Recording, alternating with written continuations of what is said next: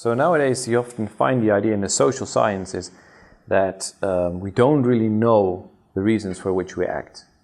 And if that's true, then we have another good argument for scientism, right? Because our common sense beliefs about, I did this because I wanted to be in time, or we know our reasons for which we act. So common sense will be in trouble if this is convincing. So let me give you one example of the kind of research they do. And I particularly like this one. So what they do is, so they choose a street. So they create an experiment in real life. So they choose a street, and they one of the persons involved, they let the person walk down the street and seemingly accidentally let her drop some groceries that she just did, right? And then they just check how many people will stop and help this person to get all the groceries, right? This is in the middle of a busy street. All right. So they check the number, and it turns out most people don't. Most people do just continue. They're busy, they have to get to work, they have to get to a meeting or something. But then they also do this other thing, and they did this a few years ago. So at the time there were still telephone boxes, and they would put, I think, a $20 bill in the telephone box. So and they would just wait till someone would enter the telephone box, and that person would, would intend to give someone a call and would find the $20 bill, right? Okay, so that person would find a $20 bill, do the call, and then walk down the street and then run into this person who just dropped the groceries, right? So I guess they had an earphone or something to let the person know, drop the groceries now. And it turns out that out of the people who just found the $20 bill, some 80 or 85% will actually help the person in need.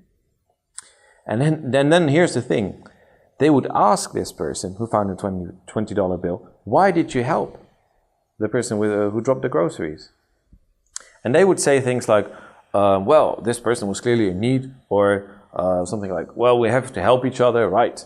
It's good for society. Or whereas the suggestion of this research is the real reason is that they just found this $20 bill. That's the real reason. So people don't know the reasons for which they act.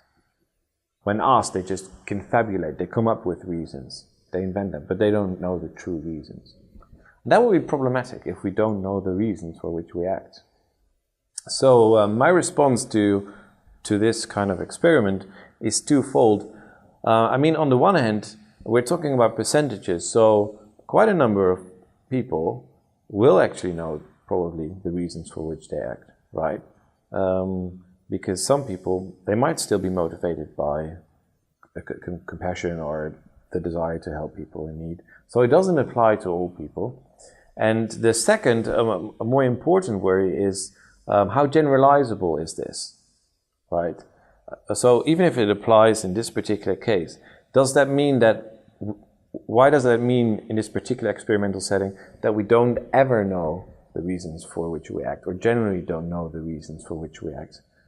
I think I know why I'm here, why I came, why I woke up this morning, why I call a friend for his birthday. So the fact that we can find a few examples in which we're mistaken about the reasons for which we act doesn't count against our knowing our reasons in general. So it doesn't count against common sense, and it doesn't count in favor of scientism.